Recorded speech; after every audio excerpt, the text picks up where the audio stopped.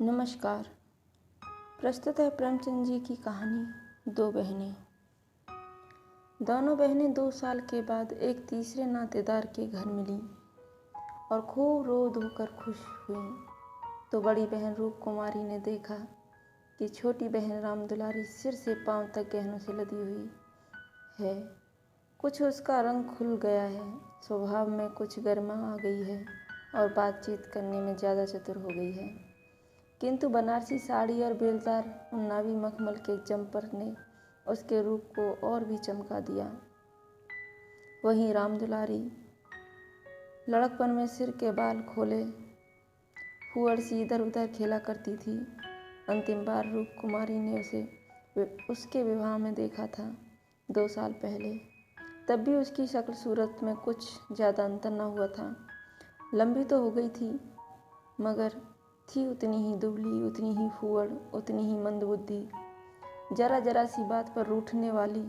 मगर आज तो कुछ हालत ही और थी, जैसे कली खिल गई हो। और यह रूप इसने छिपा कहाँ रखा था। नहीं, आँखों का धोखा हो रहा है। यह रूप नहीं, केवल आँखों को लुभाने की शक्ति है। रेशम और मखमल और सोने के बल पर वह रूपरेखा थोड़े ही बदल जाएगी, फिर भी आँखों में समाई जाती है। 50 स्त्रियां जमा हैं, मगर यह आकर्षण, यह जादू और किसी में नहीं। कहीं आईना मिलता तो वह जरा अपनी सूरत भी देखती। घर से चलते समय उसने आईना देखा था। अपने रूप को चमकाने के लिए जितना शान चढ़ा सकती थी, उससे कुछ अधिक ही चढ़ाया था। लेकिन अब वह सूरज जैसी स्मृति से मिट गई है। उसकी धुंधली सी परछाई भर हृदय पट पर है। उसे फिर से देखने के लिए वह बेकरार हो रही है। वह अब तुलनात्मक दृष्टि से देखेगी। राम दुलारी में यह आकर्षण कहाँ से आया, इस रहस्य का पता लगाएगी। यूँ उसके पास मेकअप की सामग्रियों के साथ छोटा सा आईना भी है, लेकिन भीड़ भाड़ में वह आईना देखने या बनाव श्रृंगार की आदि नहीं है। ये औरतें दिल में न जाने क्या समझें, मगर यहाँ कोई आईना तो होगा ही, ड्राइंग रूम में ज़रूर ही होगा। वह उठकर ड्राइंग रूम में गई और कदे आदम शीशे में अपनी सूरत देखी। वहाँ इस वक्त और कोई न था।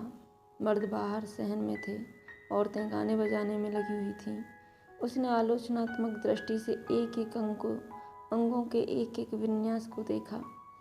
उसका अंग विन्यास, उसकी मुख छवि निष्कलंक है, मगर वह ताजगी, वह मादकता, वह माधुर्य नहीं है।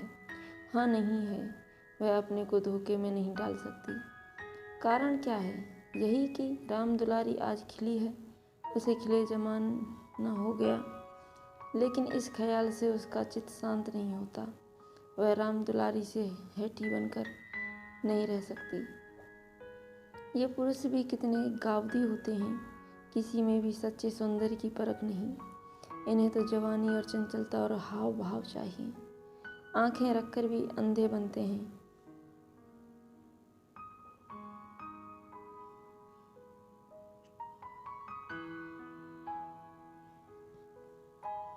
भला इन बातों का आपसे क्या संबंध?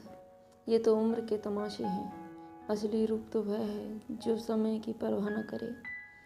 उसके कपड़ों में राम दुलारी को खड़ा कर दो, फिर देखो यह सारा जादू कहाँ उड़ जाता है। चुड़ैल सी नजर आए, मगर इन अंधों को कौन समझाए। मगर राम दुलारी के घर वाले तो इतने संपन्न न थे। विवाह में जो जोड़े और गहने आए थे, वे तो बहुत ही निराशजनक थे। खुशहाली का दूसरा कोई सामान भी न था। इसके ससुराल एक रियासत के मुक्त आम थे और दूल्हा कॉलेज में पढ़ता था। इस 2 साल में कहाँ से यह हुन बरस गया, कौन जाने। गहने कहीं से मांग लाई हो, कपड़े भी महंगे हो सकते हैं। कुछ औरतों को अपनी हैसियत बढ़ाकर दिखाने की लत होती है, तो वह स्वांग राम दुलारी को मुबारक रहे। मैं जैसी हूँ वैसी अच्छी हूँ। प्रदर्शन का यह रोग कितना बढ़ता जाता है। घर में रोटियों का ठिकाना नहीं है। मर्द 25-30 रुपये पर कलम घिस रहा है, लेकिन देवी जी घर से निकलेंगी तो इस तरह बन ठन कर मानो कहीं की राजकुमारी हैं। बिसातियों के और जर्जियों के तकाजे सहेंगी, बजाज के सामने हाथ जोड़ेंगी, शौहर की घुड़कियाँ खाएंगी, रोएंगी, रूठेंगी, मगर प्रदर्शन के उन्माद को नहीं रोकती।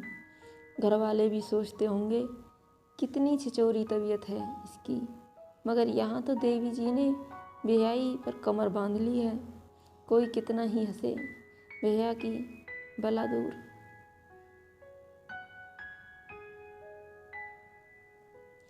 उन्हें तो बस यही धुन सवार है कि जिधर से निकल जाऊं उधर लोग हृदय पर हाथ रख कर रह जाएं। राम दुलारी ने जरूर किसी से गहने और जेवर मांग लिए, बेशरम जो है। उसके चेहरे पर आत्मसम्मान की लाली दौड़ गई। न सही उसके पास जेवर और कपड़े, उसे किसी के सामने लज्जित तो नहीं होना पड़ता, किसी से मुंह तो नहीं चुराना पड़ता। 1-1 लाख के तो उसके 2 लड़के हैं, भगवान उन्हें चिरायु करे, वह इसी में खुश है। खुद अच्छा पहन लेने और अच्छा खा लेने से जीवन का उद्देश्य नहीं पूरा हो जाता। उसके घर वाले गरीब हैं, पर इनकी इज्जत तो है, किसी का गला तो नहीं दबाते, किसी का शाप तो नहीं लेते। इस तरह अपने मन को ढांढस देकर वह फिर बरामदे में आई तो राम दुलारी ने जैसे उसे दया की आंखों से देखकर कहा, जीजा जी की कुछ तरक्की हुई कि नहीं बहन, या अभी तक वही 75 रुपये पर कलम घिस रहे हैं। रूप कुमारी की देह में आग सी लग गई। ओहो रे दिमाग, मानो इसका पति लाट ही तो है। अकड़ कर बोली, तरक्की क्यों नहीं हुई, अब 100 के ग्रेड में है। आजकल यह भी गनीमत है। नहीं, अच्छे MA पासों को देखती हूँ कि कोई टके को नहीं पूछता।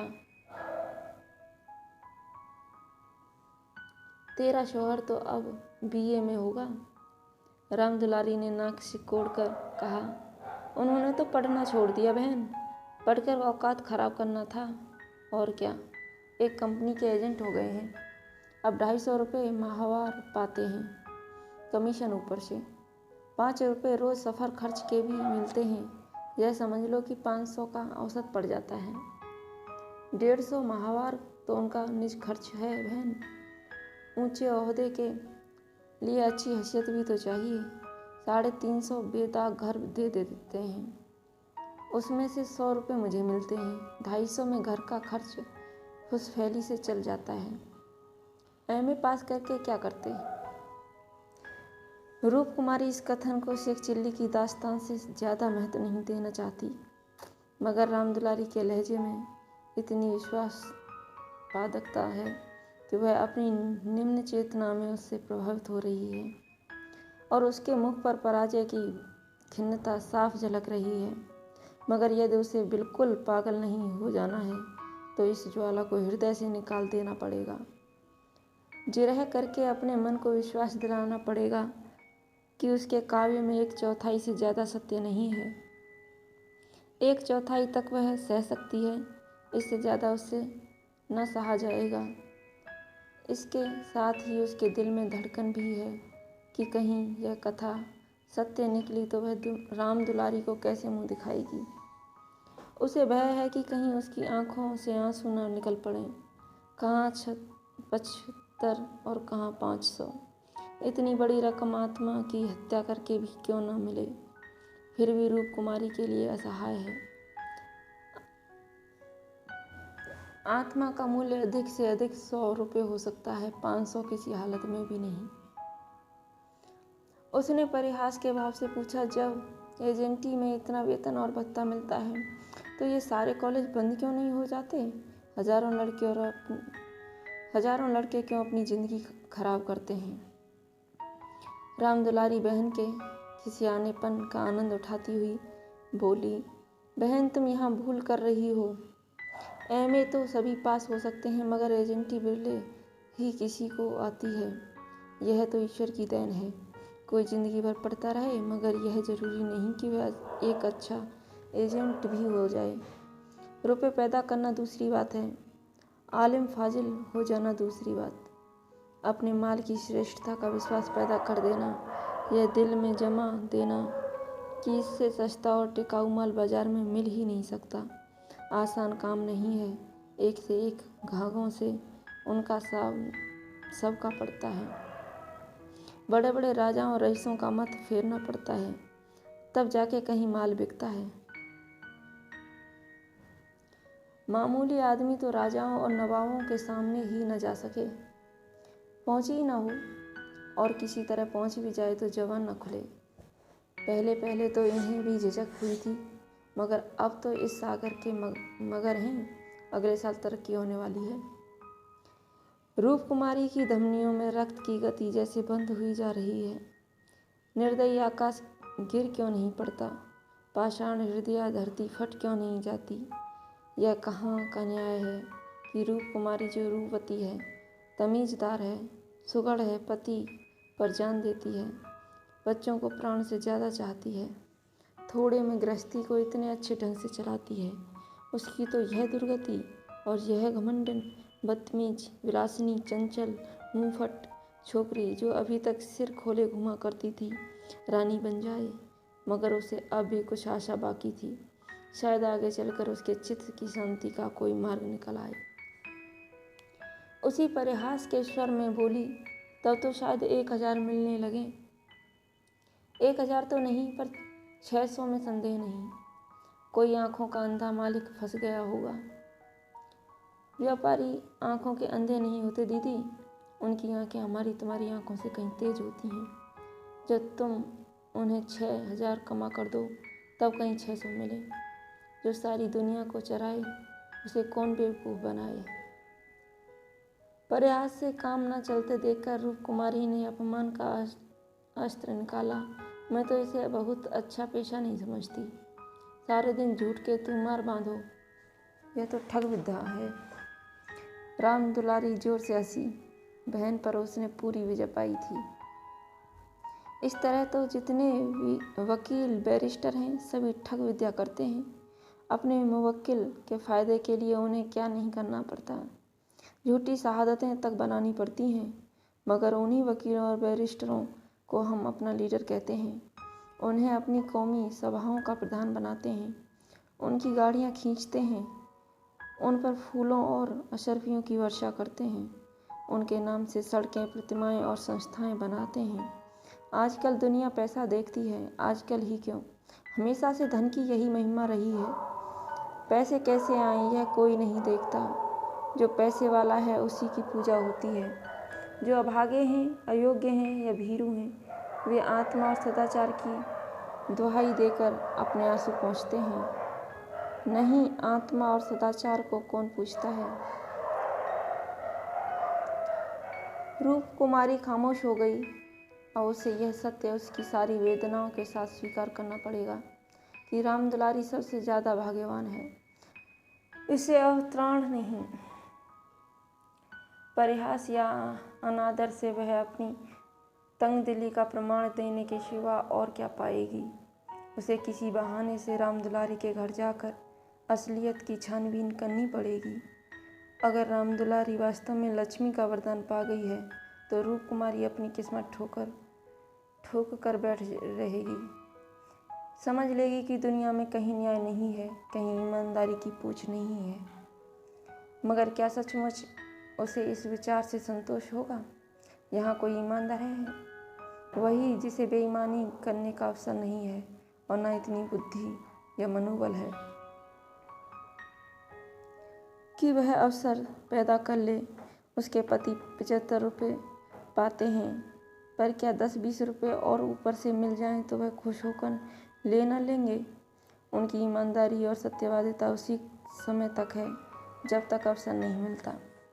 जिस दिन मौका मिला, सारी सत्यवादिता धरी रह जाएगी। और क्या रूप कुमारी में इतना नैतिक बल है कि वह अपने पति को हराम का माल हजम करने से रोक दे? रोकना तो दूर की बात है, वह प्रसन्न होगी, शायद पतिदेव की पीठ ठोकेगी। अभी उनके दफ्तर से आने के समय वह मन मारे बैठी रहती है, तब वह द्वार पर खड़ी होकर उनकी बाट जोहेगी और ज्यों ही वह घर में आएंगे उनकी जेबों की तलाशी लेगी। आंगन में गाना बजाना हो रहा था।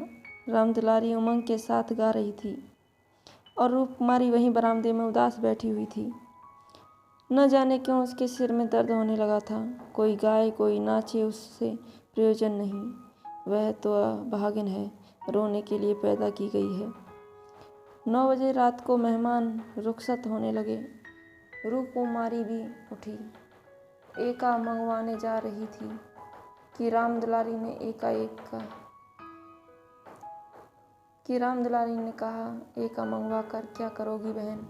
मुझे लेने के लिए कार आती होगी। चलो 2-4 दिन मेरे यहाँ रहो, फिर चली जाना। मैं जीजा जी को कहला भेजूंगी, तुम्हारा इंतजार न करें। रूप कुमारी का यह अंतिम अस्त्र भी बेकार हो गया। राम दुलारी के घर जाकर हालचाल की टोल लेने की इच्छा गायब हो गई।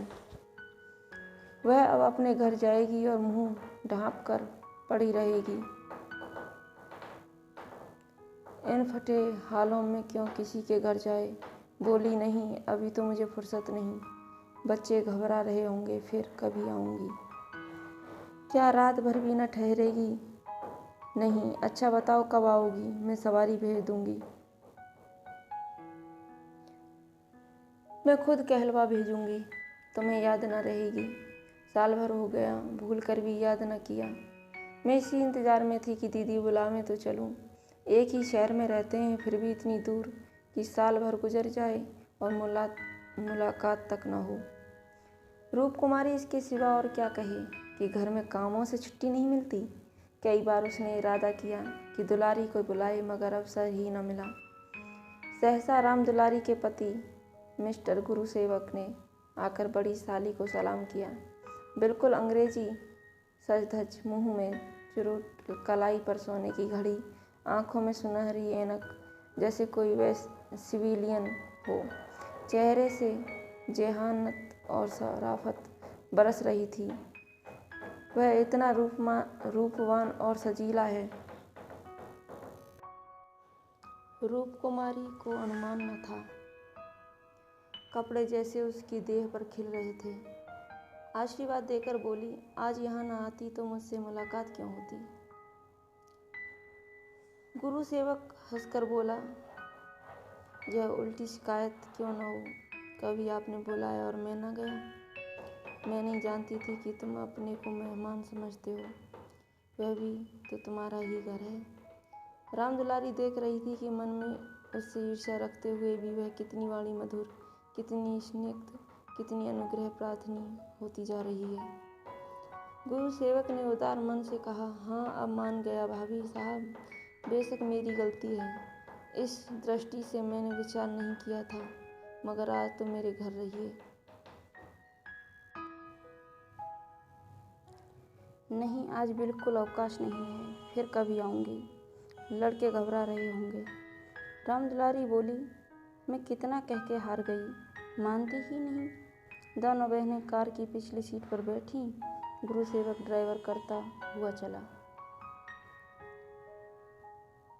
जरा देर में उसका मकान आ गया। राम दुलारी ने फिर बहन से उतरने के लिए आग्रह किया, पर वह न मानी। लड़के घबरा रहे होंगे। आखिर राम दुलारी उससे गले मिलकर अंदर चली गई। गुरु सेवक ने कार बढ़ाई। रूप कुमारी ने उड़ती हुई निगाह से राम दुलारी का मकान देखा और वह ठोस सत्य एक शलाका की भांति उसके कलेजे में चुभ गया। कुछ दूर जाकर गुरु सेवक बोला, भाभी, मैंने तो अपने लिए अच्छा रास्ता निकाल लिया। अगर 2-4 साल इसी तरह काम करता रहा तो आदमी बन जाऊंगा।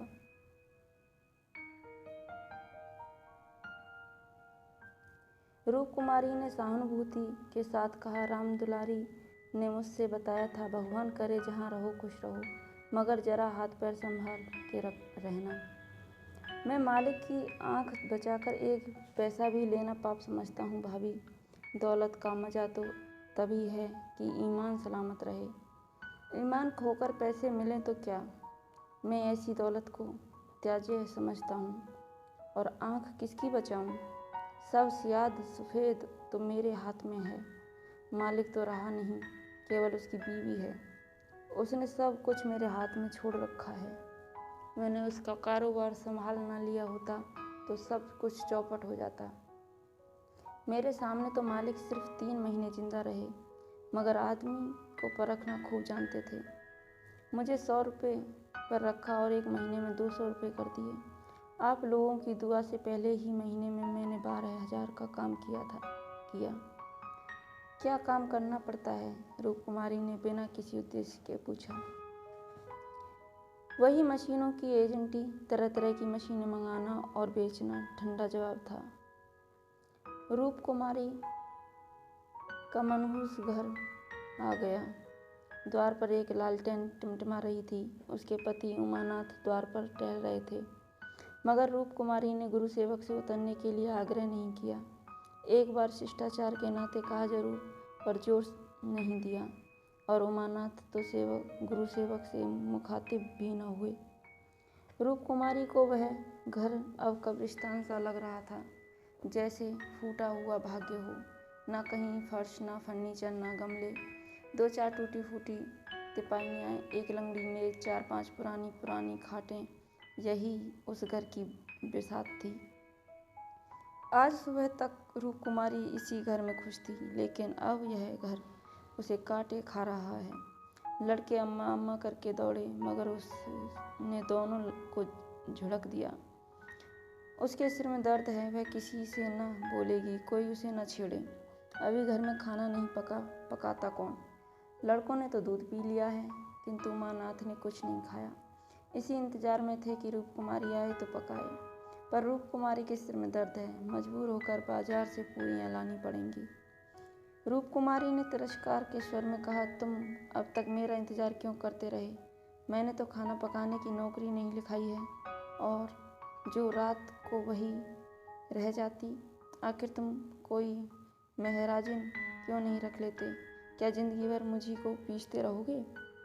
उमानाथ ने उसकी तरफ आहत विस्मय की आंखों से देखा। उसके बिगड़ने का कोई कारण उनकी समझ में न आया। रूपकुमारी से उन्होंने हमेशा निरापद सहयोग पाया है, निरापद ही नहीं, सहानुभूतिपूर्ण भी। उन्होंने कई बार उससे महराजिन रख लेने का प्रस्ताव खुद किया था, पर उसने बराबर यही जवाब दिया कि आखिर में बैठे बैठे क्या करूंगी? 4-5 रुपये का खर्च बढ़ाने से क्या फ़ायदा? यह पैसे तो बच्चों के मक्खन में खर्च होते हैं। और आज वह इतनी निर्ममता से उलाहना दे रही है जैसे गुस्से में भरी हो। अपनी सफाई देते हुए बोले, महाराजिन रखने के लिए जो मैंने खुद तुमसे कई बार कहा, तो लाकर रख क्यों नहीं दिया?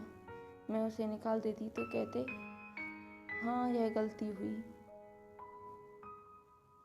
तुमने कभी सच्चे दिल से नहीं कहा। रूपकुमारी ने और भी प्रचंड होकर कहा, तुमने केवल मेरा मन लेने के लिए कहा। मैं ऐसी भोली नहीं हूँ कि तुम्हारे मन का रहस्य न समझूं। तुम्हारे दिल में कभी मेरे आराम का विचार आया ही नहीं। तुम तो खुश थे कि अच्छी लौंडी मिल गई है, एक रोटी खाती है और चुपचाप पड़ी रहती है, मैच खाने और कपड़े पर, यह भी जब घर की ज़रूरतों से बचे। 75 रुपये लाकर मेरे हाथ पर रख देते हो, और सारी दुनिया का खर्च मेरा दिल ही जानता है मुझे कितनी कतर ब्योंत करनी पड़ती है। क्या पहनूं और क्या ओढ़ूं? तुम्हारे साथ ज़िंदगी खराब हो गई। संसार में ऐसे मर्द भी हैं जो स्त्री के लिए आसमान के तारे तोड़ लाते हैं। गुरु सेवक ही को देखो, दूर क्यों जाओ, तुमसे कम पढ़ा है, उम्र में तुमसे कहीं कम है, मगर 500 का महीना लाता है, और रामदुलारी रानी बनी बैठी रहती है तुम्हारे लिए यही 75 रुपये। तुम नाहक मर्द हुए, तुम्हें तो औरत होना चाहिए था। औरतों के दिल में कैसे कैसे अरमान होते हैं, मगर मैं तो तुम्हारे लिए घर की मुर्गी का बासी साग हूँ। तुम्हें तो कोई तकलीफ होती नहीं। तुम्हें तो कपड़े भी अच्छे चाहिए, खाना भी अच्छा चाहिए, क्योंकि पुरुष हो, बाहर से कमा कर लाते हो। मैं चाहे जैसे रहूं तुम्हारी बला से। बागवानों का यह सिलसिला कई मिनट तक जारी रहा, और उमानाथ चुपचाप सुनते रहे। अपनी जान में उन्होंने रूपकुमारी की शिकायत का कभी मौका नहीं दिया। उनका वेतन कम है, यह सत्य है, पर यह उनके बस की बात तो नहीं। वह दिल लगाकर अपना काम करते हैं, अफसरों को खुश रखने की सदैव चेष्टा करते हैं। इसी साल बड़े बाबू के छोटे सुपुत्र को 6 महीने तक बिना नागा पढ़ाया, इसीलिए तो कि वह प्रसन्न रहें। अब वह और क्या करें। रूप कुमारी की खफगी का रहस्य वह समझ गए। अगर गुरु सेवक वास्तव में 500 रुपये लाता है तो बेशक वह भाग्य का बली है, लेकिन दूसरों की ऊंची परेशानी देखकर अपना माथा तो नहीं फोड़ा जाता।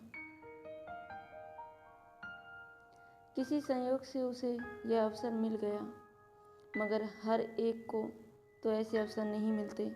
वह इसका पता लगाएंगे कि सचमुच उसे 500 ही मिलते हैं या महज डींग है।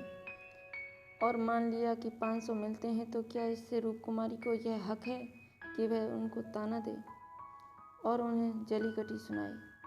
अगर इसी तरह वह भी रूप कुमारी से ज़्यादा रूपवती और सुशीला रमणी को देखकर रूप कुमारी को कोसना शुरू करें तो कैसा हो। रूप कुमारी सुंदरी है, मृदुभाषिणी है, त्यागमयी है, लेकिन उससे बढ़कर सुंदरी, मृदुभाषिणी, त्यागमयी देवियों से दुनिया खाली नहीं है।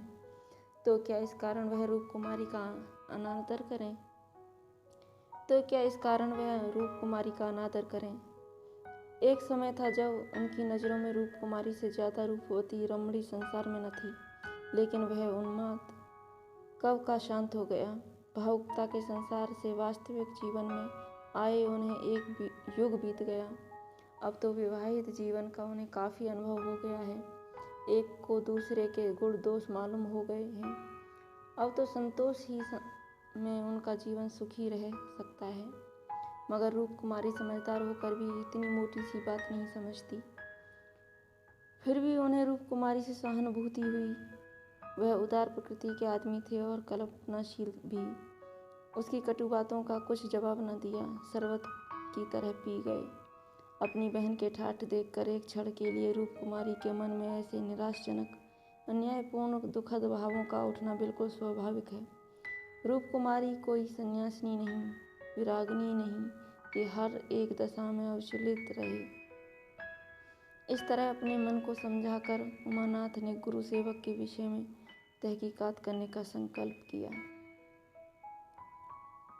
एक सप्ताह तक रूप कुमारी मानसिक अशांति की दशा में रही। बात बात पर झुंझलाती, लड़कों को डांटती, पति को कोसती, अपने नसीबों को रोती। घर का काम तो करना ही पड़ता था, लेकिन अब इस काम में उसे आनंद न आता था। बेगार सी टालती थी। घर की जिन पुरानी दुरानी चीज़ों से उसका आत्मीय संबंध सा हो गया था, जिनकी सफाई और सजावट में वह व्यस्त रहा करती थी, उनकी तरफ अब आंख उठाकर भी न देखती। घर में एक ही खिदमतगार था। उसने जब देखा बहू जी घर की तरफ से खुद ही लापरवाह हैं तो उसे क्या गरज थी कि सफाई करता। जो चीज़ जहाँ पड़ी थी वहीं पड़ी रहती, कौन उठाकर ठिकाने से रखे। बच्चे माँ से बोलते डरते थे और उमानाथ तो उसके साय से भी भागते थे।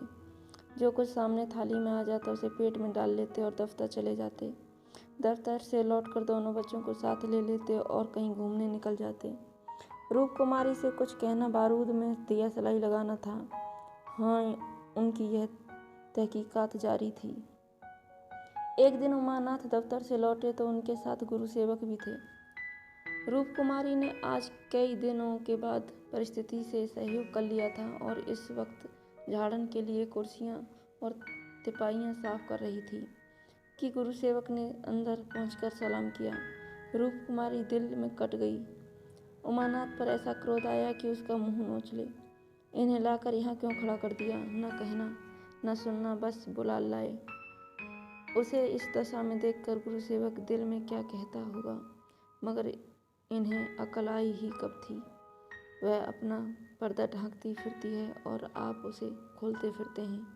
जरा भी लज्जा नहीं, जैसे बेहयाई का बाना पहन लिया है। बरबस उसका अपमान करते हैं, न जाने उसने उनका क्या बिगाड़ा है। आशीर्वाद देकर कुशल समाचार पूछा और कुर्सी रख दी।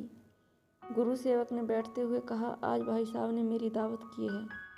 मैं उनकी दावत पर तो न आता, लेकिन जब उन्होंने कहा तुम्हारी भाभी का कड़ा तकाजा है, तब मुझे समय निकालना पड़ा था। रूप कुमारी ने बात बनाई, घर का कलह छिपाना पड़ा। तुमसे उस दिन कुछ बातचीत न हो पाई, जी लगा। रूप कुमारी ने बात बनाई, घर का कलह छिपाना पड़ा। तुमसे उस दिन कुछ बात न हो पाई, जी लगा हुआ था। गुरु सेवक ने कमरे के चारों तरफ नज़र दौड़ाकर कहा, इस पिंजड़े में तो आप लोगों को बड़ी तकलीफ होती होगी। रूप कुमारी को ज्ञात हुआ, यह युवक कितना सुरुचिहीन, कितना अरसिक है। दूसरों के मनोभावों का आदर करना जैसे जानता ही नहीं। इसे इतनी सी बात भी नहीं मालूम कि दुनिया में सभी भाग्यशाली नहीं होते। लाखों में एक ही कहीं भाग्यवान निकलता है, और उसे भाग्यवान ही क्यों कहा जाए। जहाँ बहुतों का दाना न मैसर हो, वहाँ थोड़े से आदमियों के भोग विलास में कौन सा सौभाग्य। जहाँ बहुत से आदमी भूखों मर रहे हों, वहाँ दो चार आदमी मोहन भोग उड़ाएं तो यह उनकी बेहयाई और हृदयहीनता है। सौभाग्य कभी नहीं। कुछ चिढ़कर बोली, पिंजड़े में कटघरे में रहने से अच्छा है। पिंजड़े में निरीह पक्षी रहते हैं, कटघरा तो घातक जंतुओं का ही निवास स्थान है। गुरु सेवक शायद यह संकेत न समझ सका। बोला, मेरा तो इस घर में दम घुट जाए। मैं आपके लिए अपने घर के पास ही एक मकान ठीक करा दूंगा, खूब लंबा चौड़ा। आपसे कुछ किराया न लिया जाएगा। मकान हमारी मालकिन का है। मैं भी उसी के एक मकान में रहता हूँ। सैकड़ों मकान हैं उनके पास, सैकड़ों। सब मेरे अख्तियार में हैं। जिसे जो मकान चाहूँ दे दूँ, मेरे अख्तियार में है। किराया लूँ या न लूँ, मैं आपके लिए सबसे अच्छा मकान ठीक करूँगा। मैं आपका बहुत अदब करता हूँ। रूप कुमारी समझ गई, महाशय इस वक्त नशे में हैं, अभी यूँ बहक रहे हैं। अब उसने गौर से देखा तो उनकी आंखें सिकुड़ गई थीं, गाल कुछ फूल गए थे, जवान भी लड़खड़ाने लगी थी। एक जवान खूबसूरत शरीफ चेहरा कुछ ऐसा शेखीबाज और निर्लज हो गया कि उसे देखकर घृणा होती थी। उसने एक क्षण बाद फिर बहकना शुरू किया, मैं आपका बहुत अदब करता हूँ। जी हाँ, आप मेरी बड़ी भाभी हैं। आपके लिए मेरी जान हाजिर है। आपके लिए एक मकान नहीं 100 मकान तैयार हैं। मैं मिसेज लोहिया का मुख्तार हूँ। सब कुछ मेरे हाथ में है। सब कुछ मैं जो कुछ कहता हूँ वह आंखें बंद करके मंजूर कर लेती हैं। मुझे अपना बेटा समझती हैं। मैं उसकी सारी जायदाद का मालिक हूँ। मिस्टर लोहिया ने मुझे 20 रुपये पर रखा, 20 रुपये पर। वह बड़ा मालदार था, मगर किसी को नहीं मालूम उसकी दौलत कहाँ से आती थी, किसी को नहीं मालूम। मेरे सिवा कोई नहीं जानता। वह खुफिया फरोश था। किसी से कहना नहीं, वह चोरी से कोकीन बेचता था। लाखों की आमदनी थी उसकी। अब वही व्यापार मैं करता हूँ। हर शहर में हमारे खुफिया एजेंट हैं। मिस्टर लोहिया ने मुझे इस फन में उस्ताद बना दिया। जी हाँ, मजाल नहीं कि मुझे कोई गिरफ्तार कर ले। बड़े बड़े अफसरों से मेरा याराना है। उनके मुंह में नोटों के लोंदे ठूंस ठूंस कर उनकी आवाज़ बंद कर देता हूँ। कोई चूं नहीं कर सकता। दिन दहाड़े बेचता हूँ, हिसाब में लिखता हूँ। 1000 रिश्वत दी, देता हूँ 500, बाकी यारों का है। बेदरेग रुपए आते हैं और बेदरेग खर्च करता हूँ। बुढ़िया को तो राम नाम से मतलब है। 70 चूहे खाके अब हज करने चली है। कोई मेरा हाथ पकड़ने वाला नहीं, कोई बोलने वाला नहीं। जेब से नोटों का एक बंडल निकालकर, यह आपके चरणों की भेंट है।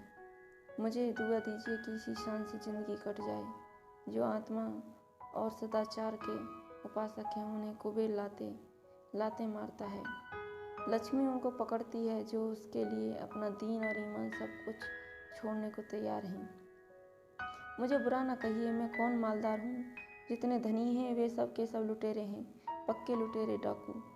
कल मेरे पास रुपए हो जाएं और मैं एक धर्मशाला बनवा दूँ, फिर देखिए मेरी कितनी वाह होती है। कौन पूछता है मुझे दौलत कहाँ से मिली। जिस महात्मा को कहिए बुलाकर उससे प्रशंसा करवा लूँ। मिस्टर लोहिया को महात्माओं ने धर्म भूषण की उपाधि दी थी। इन स्वार्थी पेट के बंदरों ने उस बुड्ढे को, जिससे बड़ा कर्मी संसार में ना होगा। यहाँ तो लूट है। एक वकील आधा घंटा बहस करके 500 माल लेता है। एक डॉक्टर जरा सा नश्तर लगाकर 1000 सीधा कर लेता है। एक जुआरी स्पेकुलेशन में एक दिन में लाखों का वारा न्यारा करता है। अगर उनकी आमदनी जायज़ है तो मेरी आमदनी भी जायज़ है। जी हाँ, जायज़ है। मेरी निगाहें में बड़े से बड़े मालदार की भी कोई इज्जत नहीं। मैं जानता हूँ वह कितना बड़ा हथकंडेबाज है। यहाँ जो आदमी आंखों में धूल झोंक सके वही सफल है। गरीबों को लूटकर मालदार हो जाना समाज की पुरानी परिपाटी है। मैं भी वही करता हूँ जो दूसरे करते हैं। जीवन का उद्देश्य है ऐसा करना। खूब लूटूंगा, खूब ऐश करूँगा और बुढ़ापे में खूब खैरात करूँगा और एक दिन लीडर बन जाऊँगा। कहिए गिना दूँ यहाँ कितने लोग जुआ खेल खाल कर करोड़पति हो गए, कितने औरतों का बाजार लगाकर करोड़पति हो गए। सहसा उमानाथ ने आकर कहा, मिस्टर गुरुसेवक क्या कर रहे हो? चलो चाय पी लो, ठंडी हो रही है। गुरुसेवक ऐसा हड़बड़ा उठा मानो अपने सचेत रहने का प्रमाण देना चाहता हो, मगर पांव लड़खड़ाए और जमीन पर गिर पड़ा। फिर संभल कर उठा और झूमता झूमता ठोकरें खाता बाहर चला गया। रूप कुमारी ने आज़ादी की सांस ली। यहाँ बैठे बैठे उसे हौलदिल सा हो रहा था। कमरे की हवा जैसे कुछ भारी हो गई थी। जो प्रेरणाएं कई दिन से अच्छे अच्छे मनोहर रूप भरकर उसके मन में आ रही थीं, आज उसे उनका असली विभत्स घिनौना रूप नजर आया। जिस त्याग, सादगी और साधुता के वातावरण में अब तक उसकी जिंदगी गुजर रही थी, उसमें इस तरह के दाव पेच, छल कपट और पतित स्वार्थ का घुसना बिल्कुल ऐसा ही था जैसे किसी बाग में सांडों का एक झुंड घुस आए।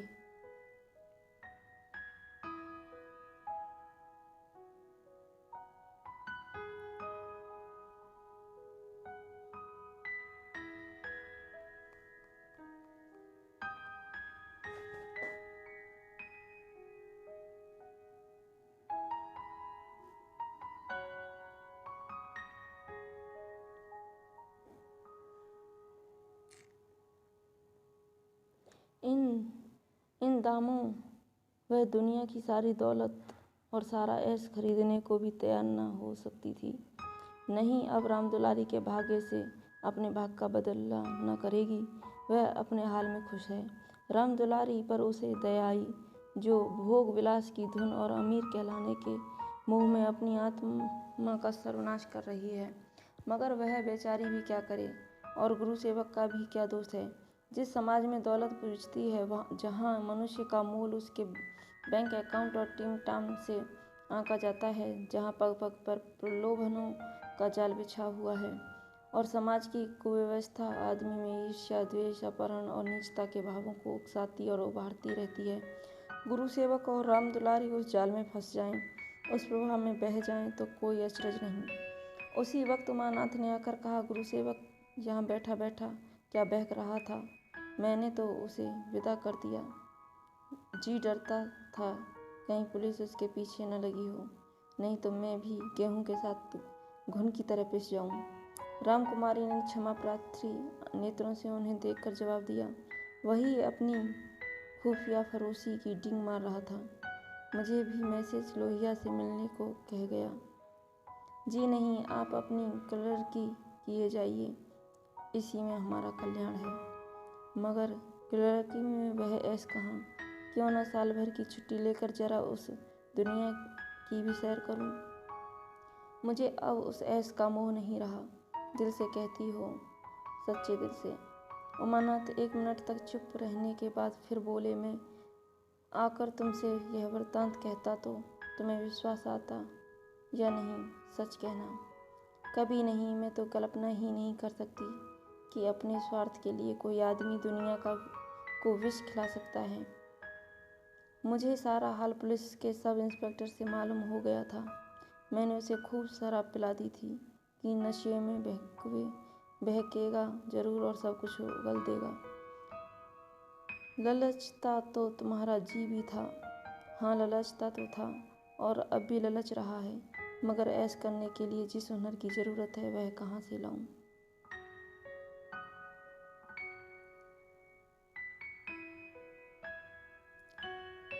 ईश्वर न करे वह हुनर तुम में आए। मुझे तो बस बेचारे पर तरस आती है। मालूम नहीं खैरियत से घर पहुंच गया या नहीं। उसकी कार थी, कोई चिंता नहीं। रूप कुमारी एक क्षण जमीन